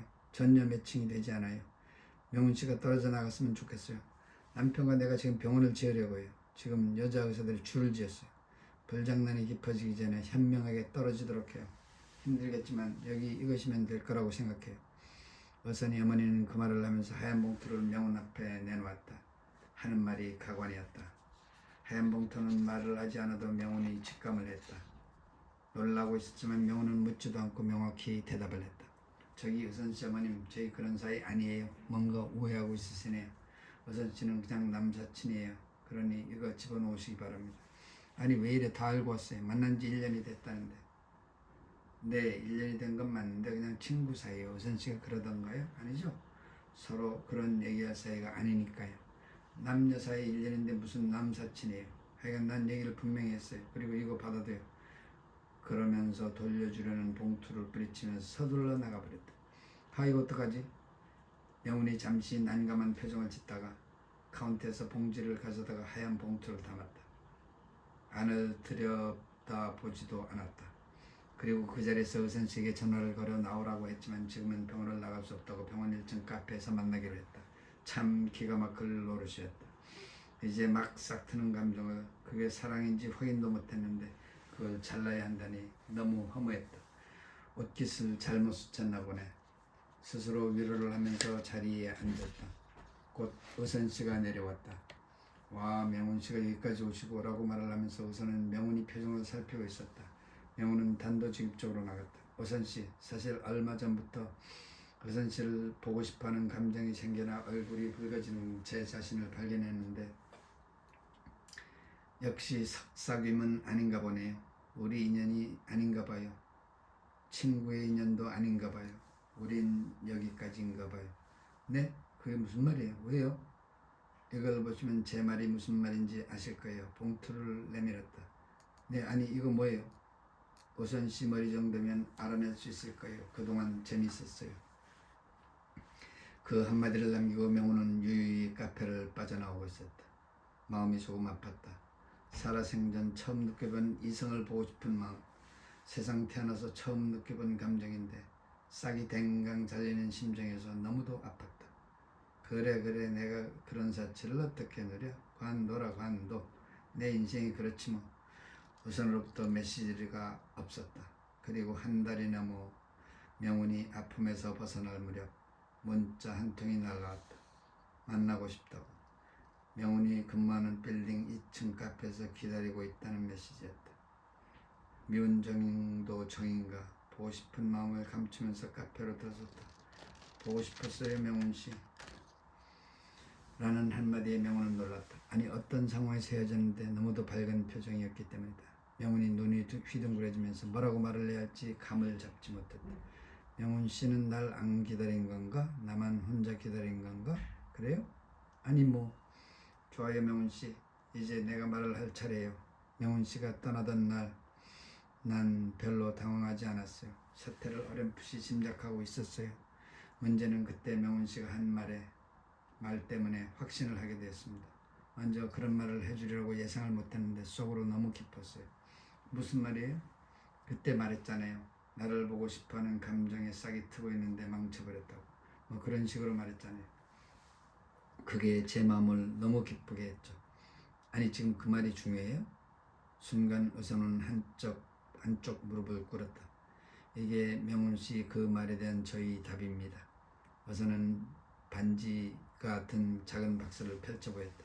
명훈이 화들짝 놀라질 줄을 몰랐다. 저 엄마와 연을 끊고 나왔습니다. 엄마와 아빠는 지금 전쟁 중이고 저는 집을 나와 임시로 친구 집에 살고 있습니다. 곧 집을 알아보려고 하고 있습니다. 저와 결혼해 주십시오. 남사친보다도 더 멋진 남자가 되어 명훈씨와 함께 지내고 싶습니다. 따발총같이 쏟아내는 의선이 말에 명훈이 할 말을 잃었다. 전혀 예상치 못한 일이었다. 아니 나보고 어쩌라고. 생각할 시간은 죄하는 거 아닌가. 그런데 프로포즈라 답은 해야 하는 것 같은데 어떡하지. 에라 모르겠다. 명훈은 네 하고 반지를 향해 손을 내밀었다. 그렇게 승낙을 한 명훈은 정신이 약간 혼미했다. 막상 오케이라고 했지만 뭔가 먹어먼지 얼떨떨렸다. 얼마 안 있어 떨리는 가슴으로 명훈은 집으로 갔다. 집에 돌아온 명훈은 하은이 호기심 어린 눈으로 쳐다보고 있었다. 아니 무슨 일이 있었어? 얼굴이 홍당만 해? 그래 나도 모르겠네. 오늘 프로포즈 받았어. 명훈이 자세한 내막을 설명해 주었다. 와 그렇게 빨리? 난 어떻게 어머머머가 가버리면 그럼 이 집에서 신혼살림 차리고 살까? 그건 안 되지. 내가 그 꼴을 어떻게 봐? 그로부터 6개월 후 명훈은 결혼에 꼬리를 했다. 의선이 부모는 결혼식에 참석하지 않았다. 다만 의선이 아버지가 보낸 메시지가 화면에 크게 나오는 이색적인 풍경이 펼쳐졌다. 명훈이도 부모가 없었기에 원장이 명훈이 부모석에 홀로 앉았다. 하객들은 많았지만 부모 자리가 비어있는 희한한 결혼식이었다. 결혼식 전에 의선이 아버지를 명훈이가 만난 적이 있다. 의선이 아버지는 결혼을 전적으로 축하한다고 했다. 기이한 결혼식이었지만 둘은 너무나도 행복한 삶을 이어가게 되었다. 집들이 하던 날 남편 친구들이 찾아왔다. 서재를 둘러보던 한 남편 친구가 물었다. 번역 사무실을 운영하는 박연무다. 아니 이렇게 많은 영어책을 다 읽으셨어요? 말은 들었지만 대단하시네요. 네, 그렇죠. 뭐 저희 번역 사무실에 한번 놀러 오세요. 네, 시간 나면 그럴게요. 아니 인사만이 아니고 저희는 정말 인재가 필요해요. 나중에 언제 뵙기 바랍니다. 네, 말씀만 해도 감사합니다. 너무 사람들이 많아 하은이 도와주지 않았으면 혼자 집 불가능한 집들이었다. 둘은 우선이 마련한 다른 아파트에 따로 살림을 차렸기에 명훈이 살던 집은 하은이 혼자 독차지하게 됐다. 곧 아이가 태어났고 연우라 이름 지었다. 명훈은 가족을 이룬 자신이 너무 기뻐서 세상을 다 가진 기분이었다. 명훈은 자신이 집에서 혼자 살고 있는 하은에게 결혼하라고 독촉간인 독촉을 종종 하곤 했다. 하은은 혼자 사는 삶도 괜찮다고 거절한다. 평화와 안일함이 명훈이 삶에 자리 붙잡고 있던 연우가 4살 되던 겨울 어느 날 남편은 의선이 연우와 아내를 데리고 강릉으로 스키를 배우러 간다. 남편은 스키를 잘 탄다. 명훈이 연우가 너무 어리다고 말렸지만 막무가내로 남편이 고집을 부렸다. 그래서 딸 연우에게 스키를 가르쳐 주기로 하고 아내와 같이 1박 2일로 떠났다. 오후에 강릉에 도착한 셋은 스키장 인근 호텔에 여장을 풀고 스키장으로 향했다. 명훈은 스키가 싫다고 아예 구경만 한다고 했다. 어선과 딸 연우가 스키복을 갈아입고 나섰다. 오르막 밑 평지에서 연우 손을 잡고 스키를 가르치기 시작했다. 명훈이 남편과 딸이 손을 잡고 눈 위에서 노는 모습을 쳐다보고 있었다. 어린 연우가 스키복을 입고 눈 위를 어기적거리는 모습은 너무도 귀여웠다. 아빠 손을 잡고 있어서 또 평지에 있기에 힘든 것이 없었다. 조금 익숙해가자 오르막 쪽으로 올라가면서 연우에게 가르쳐주기 시작했다. 연우는 휴대폰으로 멀리서 한가하게 커피를 마시면서 둘이 모습을 찍고 있었다. 그 순간 누가 언덕 위에서 무서운 속도로 스키를 타고 내려오고 있었다. 너무 빠른 속도로 하강하는데 통제를 잃은 듯했다. 너무 빨라서 아래에 있던 사람들이 눈치챌 시간이 없었다. 그러더니 정통으로 의선을 받았다. 연우의 손을 잡고 있던 의선이 공중으로 날았다가 머리 먼저 눈바닥에 꽂혔다. 아빠의 손에서 떨어진 연우도 맨 밑에 나뒹굴다가 나무 기둥에 부딪혔다. 의선은 일어나지 못했고 누운 채 가만히 있었다. 의식이 없었다. 명훈이 비명을 지르며 튀어나갔다. 미끄러져서 어기적거리며 갈 수밖에 없었다. 먼저 연우에게로 다가갔다. 연우는 놀라 엄마 부르면서 울고 있었다. 스키 안전요원들이 몰려들어 의선을 들 것이 싫어 건물 안으로 들어갔다. 구급차가 곧 도착하고 의선과 연우가 들 것에 실렸고 그 옆에 명훈이 탔다. 병원에 도착한 직후 응급실로 옮겨진 의선은 얼마 안 되어 사망이 선고되었다. 내진탕으로 숨지셨습니다. 연우의 병실에서 연우를 보고 있던 명훈은 남편이 사망 소식에 그 자리에 쓰러졌다. 간호사의 부축을 받으며 일어났다. 눈물이 앞을 가렸고 무서움도 같이 찾아왔다. 아니 엄마 아빠를 그렇게 보내고 이제 남편까지 이렇게 보내다니 난 어떻게 살라고. 왜 나한테만 이런 일이 일어나. 왜 속으로 외치는 소리가 가슴을 치고 있었다. 그러면서 동시에 고개를 들어 연우를 보면서 일어났다. 연우는 어때요? 의사 선생님? 네, 검사를 해봐야 알겠습니다. 겉으로는 머리를 부딪힌 것 말고는 이상이 없는 것 같은데 검사를 보고 말씀드리겠습니다. 눈물을 훔치고 연우의 침대로 가서 연우를 안았다. 엄마 아빠는? 좋은 세상으로 가셨어. 아빠 죽었어? 연우를 꼭 껴안았다. 그래, 좋은 곳으로 가셨어. 아빠 날 두고 어딜 가? 연우를 껴안고 있었지만 흐르는 눈물을 주체할 수 없었다. 간호사가 휴지를 가져다 주면서 아이를 눕히자고 제안했다. 침대 옆에서 눈물을 감추면서 연우를 바라보았다.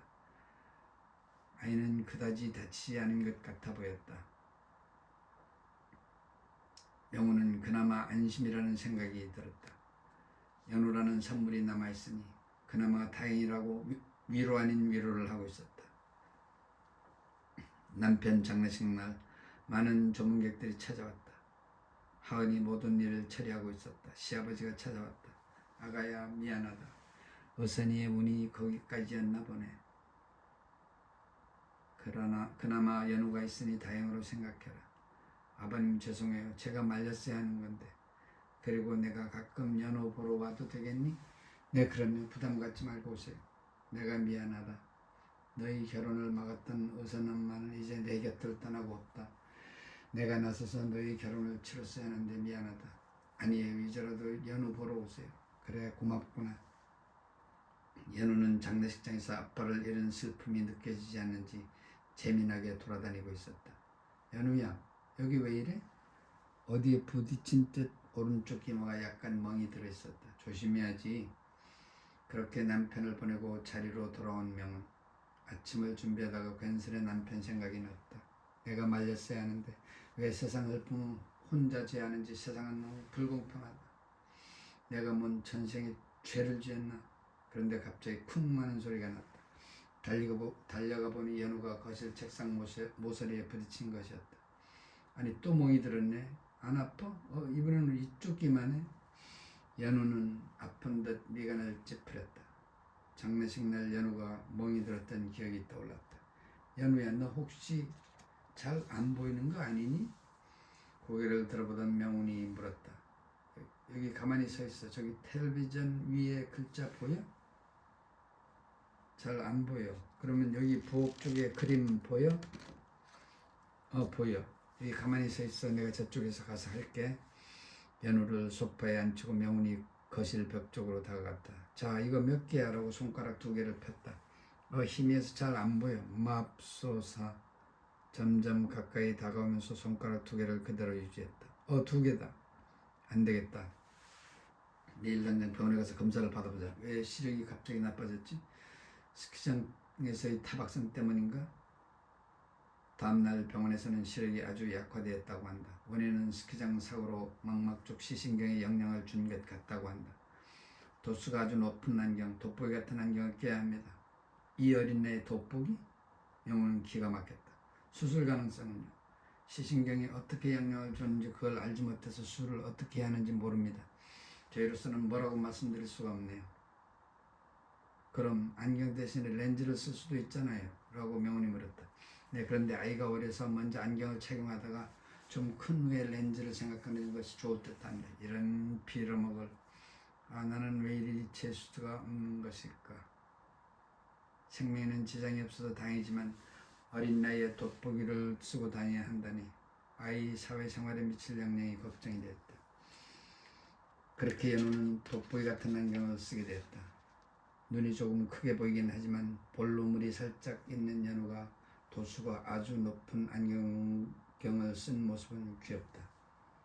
어린이집을 다니는데 아이들이 어려서 그런지 별 부작용이 없었다. 하은이 전화가 왔다. 그나마 다행이다. 연우가 눈에만 영향이 있어서. 나도 그렇게 생각해. 고맙게 받아들여야지 뭐. 죽일 놈은 어떻게 됐어? 과실치사인데 어쩌겠어. 스키장 사고인데 선처를 해달라고 했어. 명훈이 연우 안경 쓰니까 너무 예쁘더라.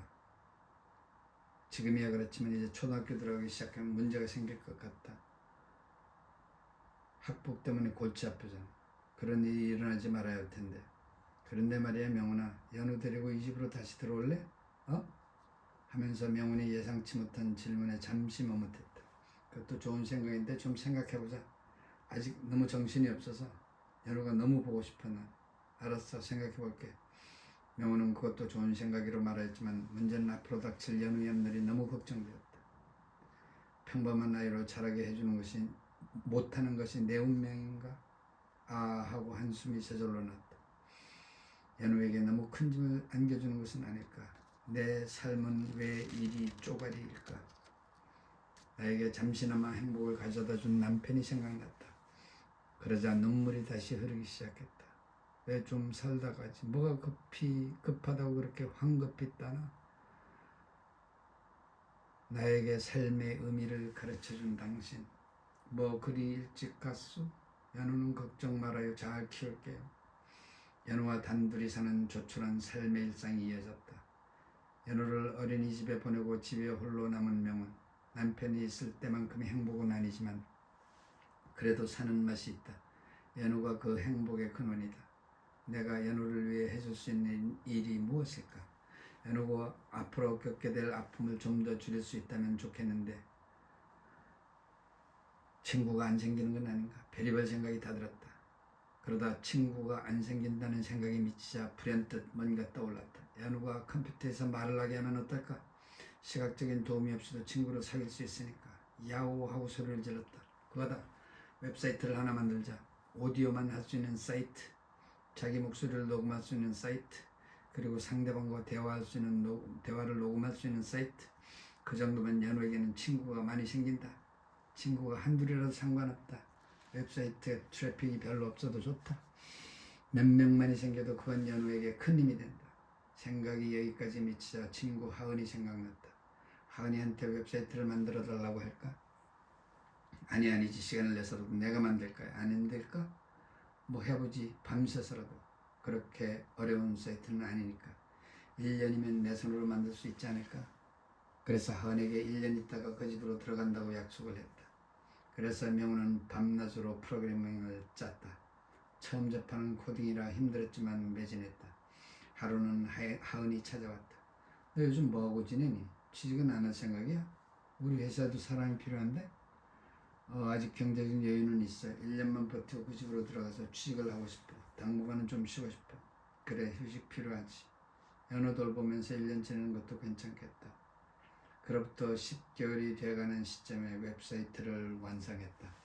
이미 기존 템플릿이 많이 있어서 어려운 것은 없었지만 오디오를 캡처하는 것이 전혀 상상을 넘는 것이라 힘들었다. 그래도 남의 도움을 안 받고 해냈다. 그리고는 사는 집을 전세로 내놓고 하은이 있는 예전에 살던 그 빌라로 들어갔다. 하은아, 이제 외롭게 안 살아도 돼. 연우랑 셋이서 살자. 대환영. 아니지. 내가 말 잘못했다. 너를 빠른 시일 내에 이 집에서 쫓아내야지. 뭐가 좋다고 여기서 계속 살아? 안 돼. 능력이 닿는 한 빨리 이 집에서 나가. 단 누구와 함께라니. 그건 너의 선택이지. 그것까지 내가 말해줘야 하니? 알겠사옵니다. 어마마마. 그런데 난 결혼 생각이 없는데? 안 된다. 이건 어마마마의 명령이니라. 반드시 종족 보존을 해야 하느니라. 얘 뭐래? 그 말에 둘 다 웃지 않을 수 없었다. 하은아, 그리고 말이야, 내가 잠깐 소개할 것이 있어. 뭐? 소개? 자, 컴퓨터를 켜고 여기를 봐. 짜잔, 이게 뭔데? 무슨 웹사이트야? 목소리만 녹음하는 웹사이트야. 시각적인 것은 거의 없어. 참 웃기는 사이트네. 요즘 비주얼이 없이 뭘 못하잖아. 그런데 이런 사이트가 있어? 잘도 찾았네. 찾은 게 아니라 내가 만들었어. 뭐 만들었다고? 너가 직접? 응? 오, 대단하네. 하은이 마우스를 옮기면서 사이트를 둘러보았다. 안 힘들었어? 왜 힘이 안 들었겠니? 코딩에 콧자도 모르는데 한참 하다가 너에게 부탁하지 않은 걸 잠시 후회하기도 했어. 하지만 해냈어. 아니, 그럼 1년 후에 여기 오겠다는 말이 그 말이었어? 맞아. 그런데 좀 빨리 끝났지. 그런데 이거 너 비주얼을 무시한 거라면? 라고 말끝을 흐리다가 이어갔다. 너 이거 연우를 위한 거로구나. 맞지? 빙고. 그런 거면 나한테 부탁하지. 더 빨리 했을 텐데. 고생 많았다. 해가. 연우가 좋아하겠다. 이제 연우를 꼬셔서 하게 해야지. 좋아할지 모르겠네. 너 그러지 말고 우리 회사에 취직해라. 사양하겠습니다. 저는 문과입니다. 라고 명우는 농담조로 받아쳤다. 알았어. 연우에게 웹사이트 소개하는 건 내가 맡을게. 그럴래? 좋아. 아무래도 전문가가 하는 게 나보다 낫겠지? 연우가 곰살구준 성격이라 아무나 해도 상관없겠지만 내가 잘 유도해 볼게. 여기까지가 제1장 내 희망 연우입니다.